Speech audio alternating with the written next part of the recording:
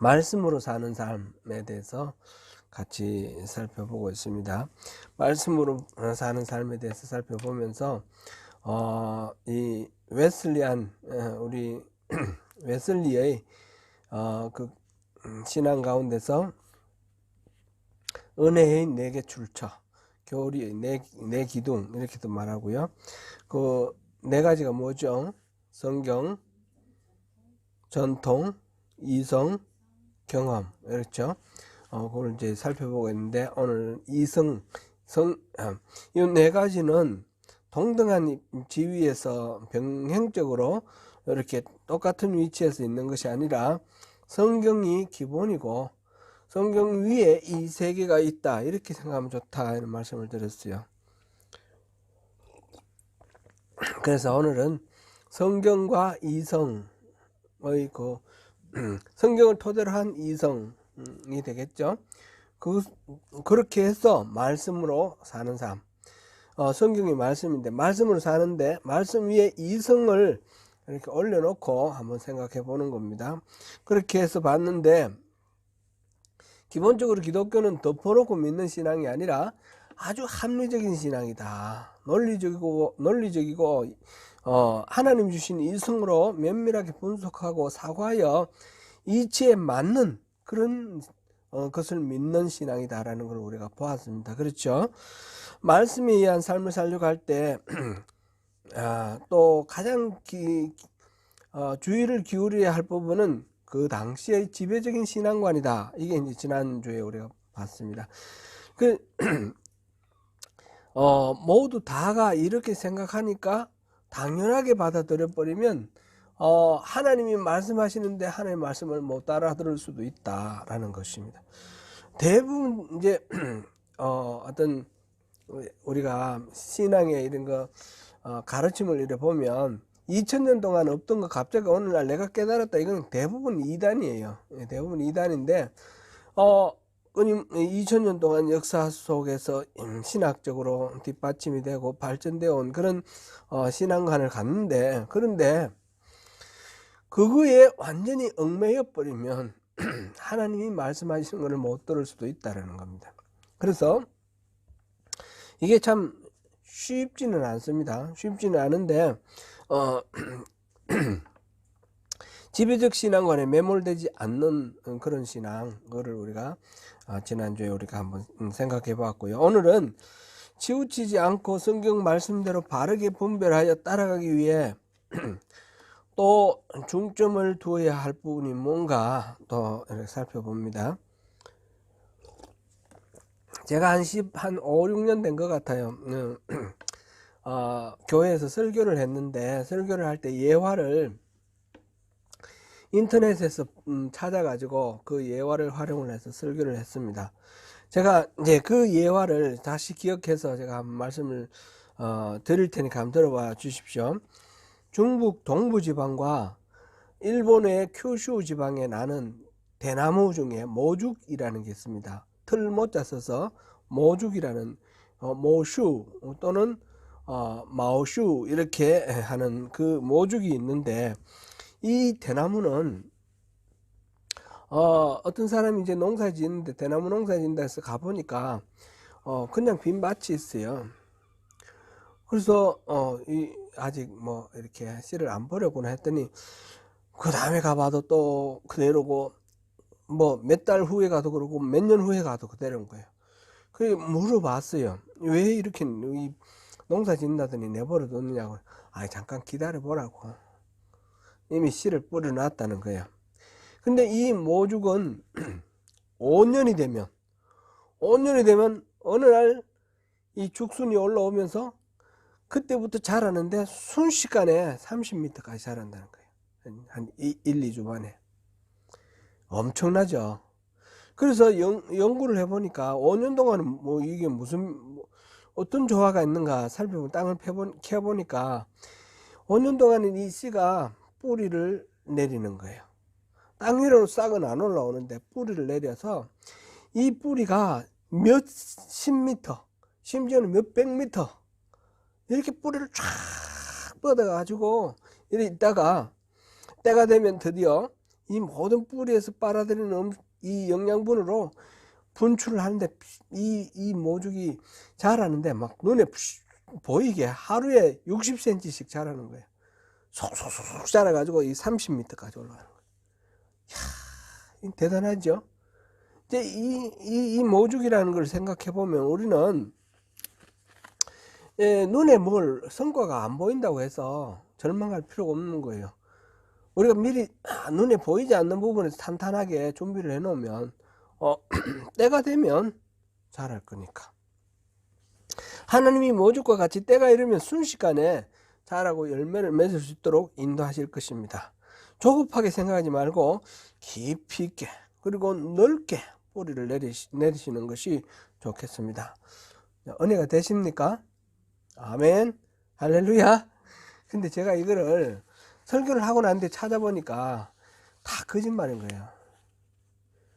모죽이라는 게 키가 크게 자라는 나무는 맞아요. 대나무 중에서 많이 크면 한 27m, 30m 뭐 거의 비슷하게 평균으로 따지면 이 모든 어떤 곡식도 그렇고 풀도 그렇고 꽃도 그렇고 나무 자라는 나무의 한계가 있잖아요.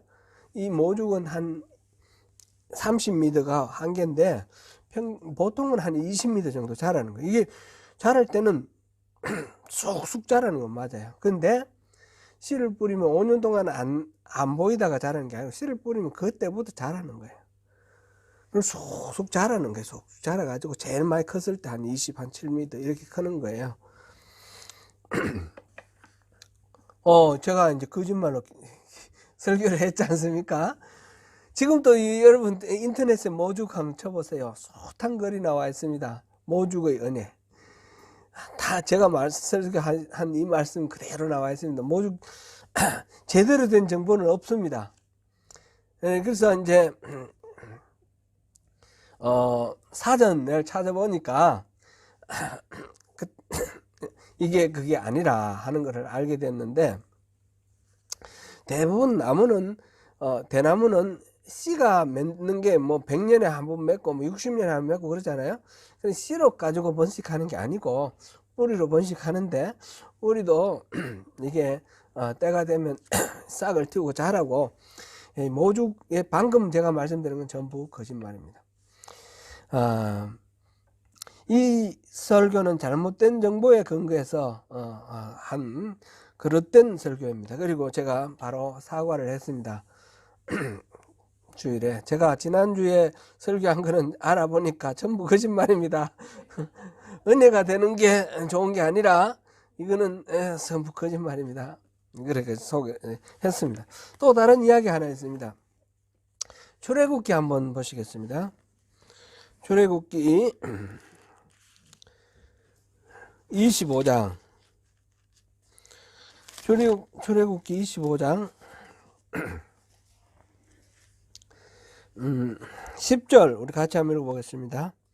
시작. 그들은 조각목으로 궤를 짜되 길이는 2규빗 반, 너비는 1규빗 반, 높이는 1규빗 반이 되게 하고. 아멘. 지금 모세가 시내산에 올라가서 하나님으로부터 이 성막을 짓는 설계에 대해서 이야기를 듣고 있는데 이 증거궤, 하나님의 언약의 말씀을 담는 이 증거궤는 조각목으로 만들어라 하는 겁니다. 이거 참 대단한 거 아닙니까? 23절에 보면 진설병을 두는 떡상도 조각목으로 만들어라 그랬고 27장 1절을 보니까 제단도 조각목으로 만들어라 하였습니다. 하나님께서는 하나님 앞에 제사를 드리는 귀한 이 성물들을 왜 조각목으로 만들라고 하셨을까요? 왜 통나무로 만들지 않고 통나무 잘라서 이렇게 만들지 않고 쪼각쪼각 난 그거를 이어가지고 이렇게 만들라 하셨을까요? 그거는 아마 우리 인간이 죄인이라는 걸 아시고 우리 죄성을 헤아리시고 비록 조각목처럼 상처 있고 파편 같은 그런 상태이지만 우리를 받으시고 하나님께서 하나님을 섬기는 귀한 그런 성물로 우리를 써주신다는 그런 약속을 내포하는 귀한 말씀이다. 그렇게 생각됩니다. 아멘이십니까? 이것도 은혜가 되는 것 같은데 이것도 사실은 틀린 말입니다. 조각목이라는 말은 지금 이게 조각조각난 나무를 이어서 이렇게 뭐 하는 것처럼 이렇게 제가 막 설교를 했는데, 이 조각목이라는 건 나무 이름이에요. 나무 이름이고, 이거는 척박한 그 시내 광야에서 자라는 그 아카시아 나무, 꾸불꾸불하기도 하고 이런 아카시아 나무. 이 레바논의 백향목같이 좋은 제목이 아니고 소박하게 그 광야에서 나오는 나무를 가지고 떡상도 만들고 전국에도 만들고 제단을 만들어라 하는 거는 참 은혜가 됩니다만은, 그 나무를 조각조각 난 나무를 이어서라고 이렇게 이해하는 거는 성경을 잘못 이해한 거예요. 그렇죠? 조각목이라는 말 자체를 몰라서 엉뚱하게 해석한 거죠. 위에 지금 모죽 예화에서는 성경과 상관없는 이야기로 갖다 붙여가지고 예화를 은혜롭게 했지만 거짓말로 가지고 한 거고, 지금 두 번째 이 이야기는 성경의 이야기를 가지고 설교를 했는데 성경을 잘못 이해를 해서 그릇되게 해석을 했다는 거죠. 듣기에는 좀 은혜롭고 듣기에는 뭔가 의미가 있는 것 같지만 거짓말로 가지고 했기 때문에 사실상 의미가 없는 겁니다. 그런데 실제로 이런 일들이 많이 있다는 겁니다. 성경을 잘못 이해해 가지고 잘못 해석해 가지고 막 설교를 하는데 엉뚱하게 설교를 하는 겁니다. 성경을 읽으면 은혜를 받아야 합니다. 그렇지만 어디까지나 정확한 이해를 바탕으로 은혜를 받아야 됩니다. 성경을 읽을 때는 그러므로 덮어놓고 읽는 것이 아니고 그냥 떠오르는 대로 이렇게 받아들이는 게 아니고 정확하게 이게 무슨 뜻인가 살피고 분별하여서 이해를 해야 됩니다. 이성을 활용해서 검증을 해야 됩니다. 성경을 읽을 때는 성령의 함께 하심도 우리가 구해야 되지만 이성도 이렇게 날카롭게 세워서 이렇게 이해해야 됩니다. 우리 오늘 본문에서 보니까 베레아 사람들은 간절한 마음으로 말씀을 받아들이고 그것이 그러한가 하여 날마다 성경을 상고하였다 그랬습니다. 무슨 말씀을 들으면 그냥 덮어놓고 믿는 것이 아니라 그게 진짜 그런가? 이 말씀이 하나님 말씀이 맞는가? 이렇게 묵상을 하고 그렇게 받아들였다는 겁니다. 우리가 성경을 읽을 때 또는 기도 중이나 뭐 이럴 때 하나님의 음성을 들을 때에 그것을 그냥 들리는 대로 듣고 읽히는 대로 읽어서는 안 된다는 것입니다. 그걸 깊이 묵상하고 하나님이 주신 이성을 가지고 이게 하나님의 성품과 일치하는가, 성경의 어떤 문맥과 일치하는가, 이 성경이 이 말씀이 적합한 말씀이 맞는가, 그거를 늘 상고하는 자세가 필요합니다. 그렇다면 성도들이 성경의 정확한 뜻을 어떻게 합니까? 모든 성도들이 다 그러면 신학을 공부를 해야 됩니까? 그렇게 할 수는 없죠. 그래서 이 성경을 소개하는 목회자의 역할이 큰 거죠. 목회자가 연구를 해서 정확하게 하나님의 말씀을 잘 전달해주는 그것이 중요합니다. 목회자도 사실상 100% 정확하다 말할 수가 없습니다. 그러므로 우리는 누구나 다 끊임없이 상고하는 것이 중요하고, 평신도들도 목회자가 아니라도 신학적인 사고를 하고 신학을 할 수 있는 만큼 이렇게 공부하는 것이 필요합니다. 최근에 새벽 예배 말씀에 그 매일성경 그 묵상 교재를 가지고 했는데 씨 뿌리는 비유를 살펴봤습니다. 마가복음. 근데 제가 그 매일성경 그 교재에서 그 집필자가 쓴 거하고는 다르게 소개를 했습니다. 느끼셨는가 모르겠습니다. 마태복음 강의할 때 13장 천국 비유 가운데서도 그 비유가 동일한 비유가 있는데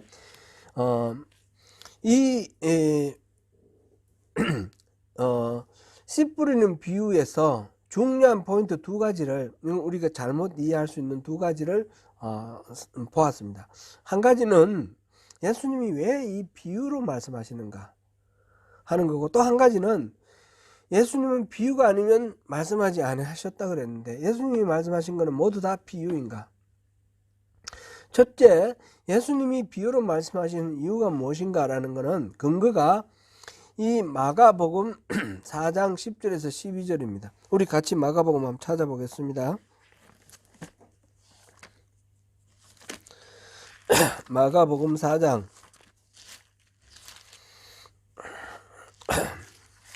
10절에서 12절까지 같이 읽어보겠습니다. 시작.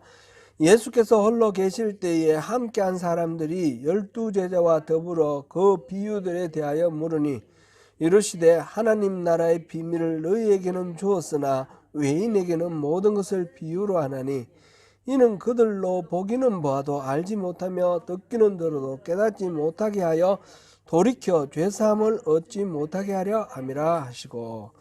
아멘. 여기서는 분명히 그렇게 표현되어 있습니다.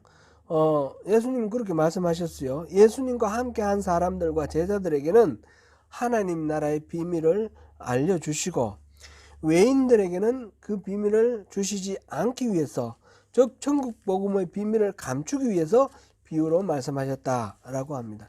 제가 주석을 찾아봐도 그렇고 목사님들 설교 말씀을 들어도 그렇고 이렇게 해석하는 경우들이 많습니다. 대부분 좀 더 다수다 이렇게 말할 수 있겠습니다. 그런데 이렇게 말씀하시는 것에 대해서 반대되는 것이 똑같은 마가복음에 있습니다. 마가복음 4장 33절 같이 읽어봅니다. 시작. 예수께서 이러한 많은 비유로 그들이 알아들을 수 있는 대로 말씀을 가르치시되, 알아들을 수 있는 대로 가르치셨다고 그랬습니다. 알아들을 수 있도록 가르치셨는데 못 알아듣는 사람도 있었겠죠. 그런 사람은 내버려 두고 알아들을 수 있는 대로 가르쳤다 이렇게 되어 있고요. 이 부분은 마태복음 13장 35절을 우리 한번 읽어보겠습니다. 마태복음 13장이 동일한 이 천국 비유, 그 중에 네 가지 씨의 비유, 씨 뿌리는 비유가 나와 있죠. 13장 35절 같이 읽어봅니다. 이는 선지자를 통하여 말씀하신 바 내가 입을 열어 비유로 말하고 창세부터 감추인 것들을 드러내리라 함을 이루려 하심이라. 그 앞에 34절 보니까 모든 것을 비유로 말했다고 그랬어요. 비유가 아니면 말씀하지 아니하셨다고 그랬어요. 그런데 그 이유가, 비유로 말씀하신 이유가 뭔가? 그랬더니 선지자를 통해서 말씀하신 바 내가 입을 열어 비유로 말하고 창세부터 감추인 것을 드러내리라. 비유로 말씀하신 이유가 뭡니까? 비밀을 드러내려고. 그죠? 예수님이 비유로 말씀하신 이유는 비밀을 감춰두기 위해서가 아니라 비밀을 드러내려고. 사실상 이건 상식적으로 맞는 말입니다. 비유를 왜 하십니까? 그냥 말하면 복잡해서 잘 이해가 안 되니까 일상생활 속에 여러 가지 이야기들을 이렇게 갖다가 비유로 들어서 이해하기 좋게 하는 게 비유죠.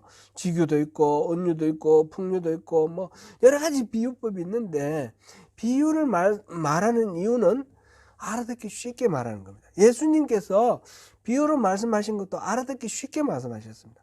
그러면 여기서 예수님께서 이 말씀하신 이유는 뭡니까? 예수님께서 비밀을 알도록 허용된 제자들께만 해설을 해주시고 그들에게만 이 비밀을 전달하기 위해서 그렇게 다른 사람들에게는 못 알아듣게 하려고 비유로 말씀하셨느냐? 그러면 상식적으로 생각해 보세요. 그러면 모르는 나머지 사람들에게 비유로든 비유가 아니든 말할 필요가 있습니까? 없습니까? 못 알아듣게 하기 위해서 비유로 말할 필요가 뭐 있습니까? 말 안 하면 되지. 따라다니는 제자들에게만 말하면 될 거 아닙니까? 그러니까 그거는 이유가 아니라는 거죠. 그런 식으로 이해하면 이거는 지금 그러니까 문자 그대로 이해를 하면 문맥에도 맞지 않고 상식적으로도 맞지 않습니다. 똑같은 차원에서 두 번째로 말씀드렸던 게 뭡니까? 예수님은 비유가 아니면 말씀하지 아니하셨더라 그랬어요. 예수님이 말씀하신 게 전부 다 비유입니까? 비유가 많아요. 비유가 많지만 비유가 전부 다가 비유다 이 말은 그건 타당한 이야기가 아닙니다. 신천지에서 사람들을 포섭할 때 제일 첫 번째 가르치는 게 비유풀이입니다. 비유풀이가 근거가 바로 이 말씀을 근거로 해가지고 성경에 나오는 건 다 비밀이다. 비유다. 비유고 여기에는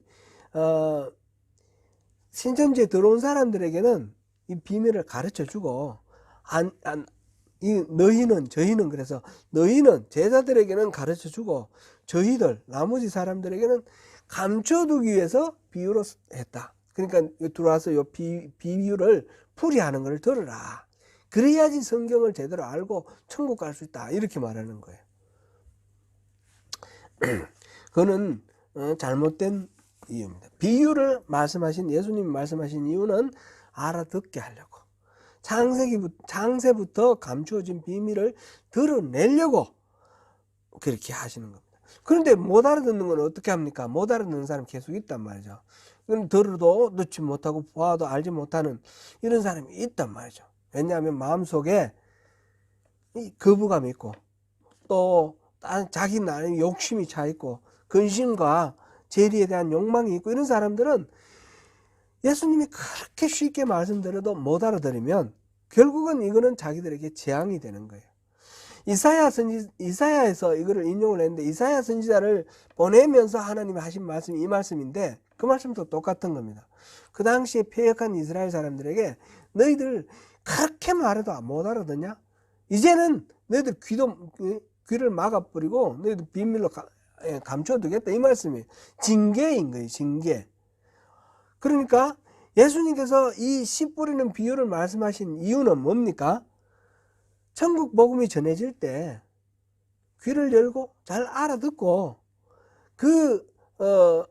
거부하거나 아니면 재리의 유혹 또는 뭐 이런 어떤 욕망 이런 것 때문에 또는 근심이나 어떤 고난이 왔을 때 두려워서 멀리하거나 이런 식으로 길가나 또는 돌짝밭이나 또는 그 가시들기 애써 보이는 그런 특징을 하지 말고 좋은 땅처럼 잘 받아들이고 순종하고 그러면서 하나님이 이 풍성한 열매를 맺게 해주는 천국의 삶을 누리라 그 말씀을 하시는 거죠. 이 비유는 아주 단순한 이야기입니다. 말씀 잘 듣고 참 풍성한 열매를 맺으라 이거지. 그거 감춰두기 위해서 말씀을 하시는 그런 이유가 없는 것입니다. 성경은 그러므로 우리가 읽을 때 문자 그대로 읽어서는 안 됩니다. 인간에게 허락하신 이성을 가지고 문맥에 맞는가? 하나님 성품과 일치하는가? 다른 객관적인 자료들이 있는지 이런 것들을 면밀히 분석해서 이해를 해야 됩니다. 모든 성도들이 성사학자가 될 수는 없지만은 어느 정도 분별할 수 있는 그런 것들이 훈련되어야 되고 목회자의 역할들이 그만큼 크다는 겁니다. 디모데후서 3장 16절에 모든 성경은 하나님의 감동으로 된 것으로 교훈과 책망과 바르게 함과 의로 교육하기에 유익하다. 모든 성경은 하나님의 감동으로 된 것이다. 그렇게 되어 있는데 맞습니다. 맞지만 그렇다고 해서 하나님이 이 성경을 기록할 때 옆에서 불러주시고 받아 적었다 이런 뜻은 아닙니다. 이 40명이나 되는 성서 기록자들이 시대적으로 보면 1600년이나 걸린 이 시대의 차이가 나는데 각각 그 시대에 자기들의 삶의 자리에서 하나님이 주시는 말씀을 자기의 인식 수준에 이해하는 대로 적은 거예요. 그렇기 때문에 우리가 성경을 읽을 때는 이 시대에 하나님이 이 말씀을 주실 때는 무슨 의도였을까? 그래서 성경을 읽는 첫 번째 최초의 독자들의 입장에서 그거를 읽어보고 또 이거를 기록한 사람들의 어떤 태생이라든지 이런 주변 환경이라든지 그 당시에 뭐 전쟁이라든지 뭐 정치라든지 이런 상황들을 같이 비추어 보면서 이 말씀의 의미가 뭔지 알아보는 겁니다. 그래서 이제 우리가 말씀 살펴볼 때 역사적 배경 문화적 배경 이런 걸 따져보는 거죠. 그런 것들을 같이 이렇게 살펴서 그 말씀의 정확한 의도가 무엇인지 그거를 분석하고 헤아리는 작업이 필요하다는 겁니다. 무조건 읽고 감동되고 이런 게 아니라 한국 교회는 좀 근본주의적인 경향, 문자주의, 문자에 나오는 거 하나도 틀림이 없이 그대로 받아들여야지 제대로 믿는다 이렇게 생각하는 경향이 강합니다. 성경의 말씀 1.1획도 더하거나 덜할 수 없다라는 말씀은 이거 성경을 함부로 왜곡하거나 막 조작하면 안 된다는 뜻인데 그 말씀을 있는 그대로 1.1회까지 다 하나님이 불러주시는 대로 기록한 것으로 생각하는 그런 경우들이 많다는 거죠.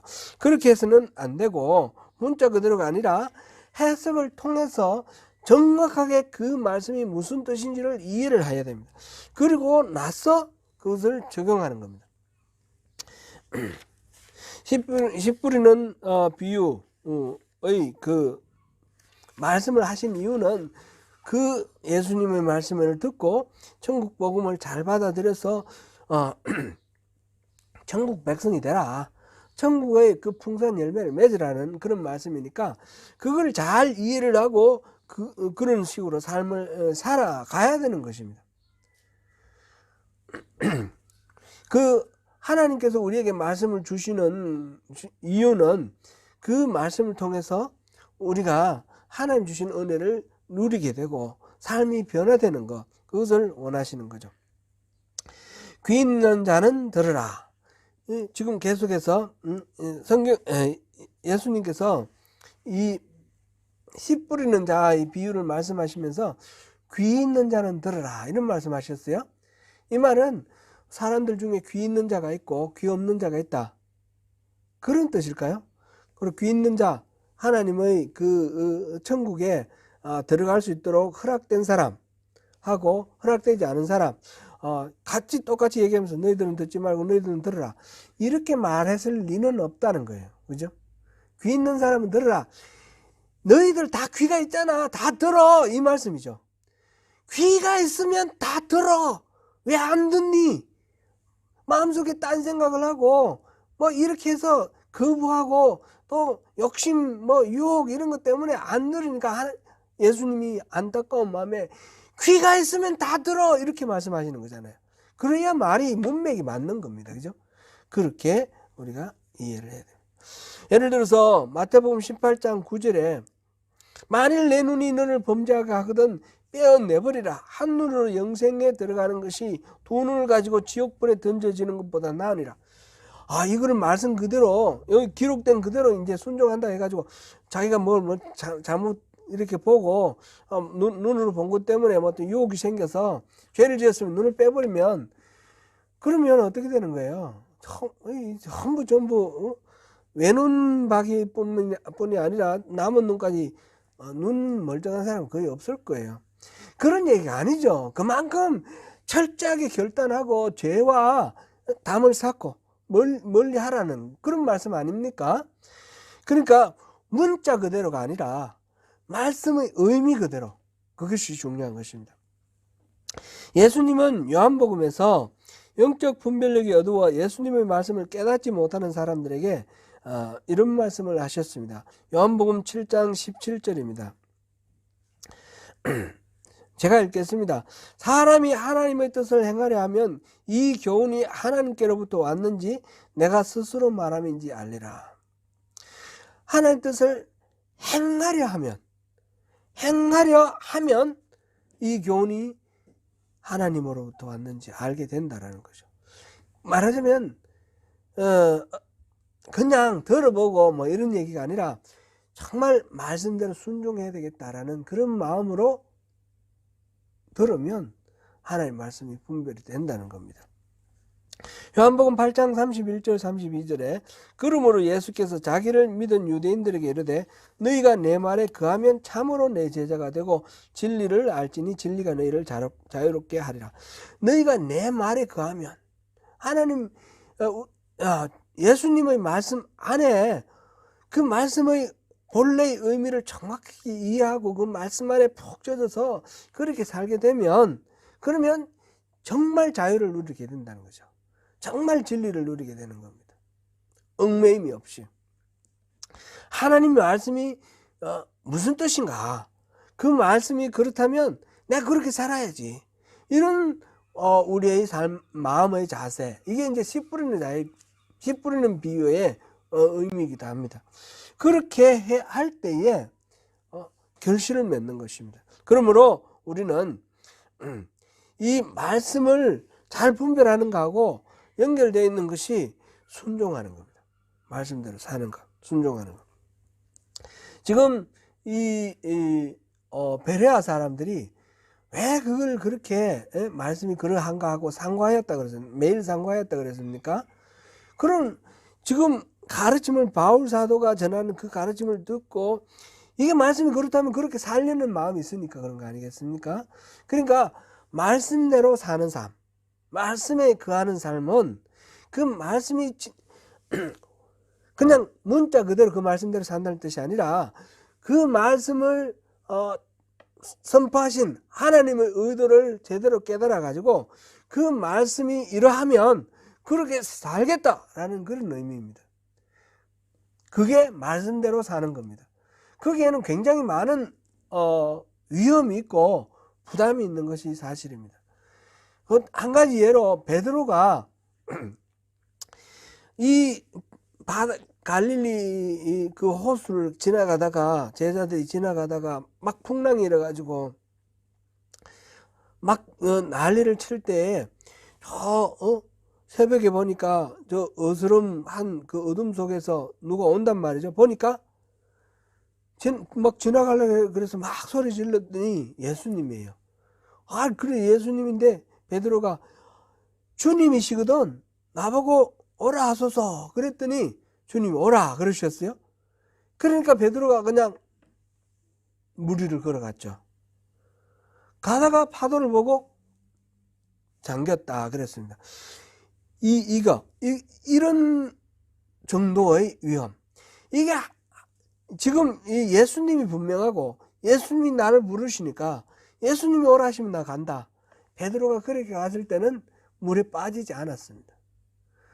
우리가 그런 마음으로 순종하면서 말씀대로 살아가는 것이 우리에게 말씀대로 산다라는 말의 의미가 되는 것이며 우리에게 하나님께서 요청하시는 그런 삶이기도 합니다.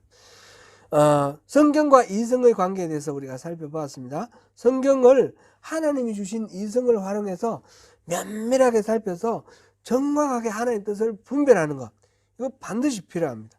물론 그렇다고 해서 성경을 이성 안에 가두어 놓으면 안 된다 그랬습니다. 사람이 생각할 수 있는 그런 범위를 뛰어넘는 하나님의 생각이 있습니다. 하나님의 초월성이 있습니다. 그 하나님의 초월성을 인정하고 우리가 이성으로 이해할 수 없는 그런 영역을 받아들이는 것입니다. 이거를 잘못 이해를 하면 이게 참 애매하고 어려운 건데 우리 성경으로 이성으로 하나님의 뜻을 분별하라 그랬으니까 우리 이성으로 판단해서 이성으로 이해 안 되면 하나님 말씀이 아니다 이런 식으로 부인해버리는 경우도 있는데 그게 아니고 하나님의 말씀은 면밀하게 하나님 주신 이성으로 분석하고 합리적으로 따져서 이 문맥에 맞느냐 하나님 성품에 맞느냐 다른 어떤 객관적인 것과 이렇게 비춰보면서 이 말씀이 과연 그러한가 따져보고 하는데 그런데 인간의 이성을 초월하는 하나님의 그 영역을 무시하지 않고 받아들이는 것 이것이 중요한 겁니다. 같은 내용, 같은 말씀을 제가 반복해서 드리는데 이게 그만큼 분별하기가 쉽지는 않습니다. 어려운데 그런 마음을 가지고 우리가 성경을 상고할 때에 성경을 바로 읽을 수가 있습니다. 그리고 그러다가 잘 이해가 안 되는 부분은 우리가 말씀대로 순종을 하면 하나님은 우리가 보면 그렇지 않습니까? 우리가 지나고 난 뒤에는 다 알게 돼요. 처음에는 하나님 뜻이 이건지 저건지 잘 모르겠는데 지나가 보니까 하나님 이렇게 하시려고 나를 이리로 데려갔구나. 그런 것을 깨달을 때가 많지 않습니까? 그러니까 하나님 뜻이 이거라면 순종하면 한 걸음 한 걸음 순종, 전체적으로 파노라마처럼 보이지 않더라도 순종하면 점점 다음 넥스트 스텝을 분명하게 보여주시고 전체 그림을 볼 수 있게 해주시는 것입니다. 순종이 그렇게 먼저라는 거죠. 하나님 뜻을 분별하는 것과 순종, 이것을 같이 조화롭게 잘 서로 함께 하는 것이 좋겠습니다. 이제 말씀을 맺겠습니다. 사랑하는 성도 여러분, 말씀대로 사는 삶을 위해서는 합리적인 사고가 필요합니다. 이 예수 믿는 사람은 덮어놓고 믿는 것이 아니고 철저히 고찰하는 가운데 하나님의 말씀에 바로 근거하여야 합니다.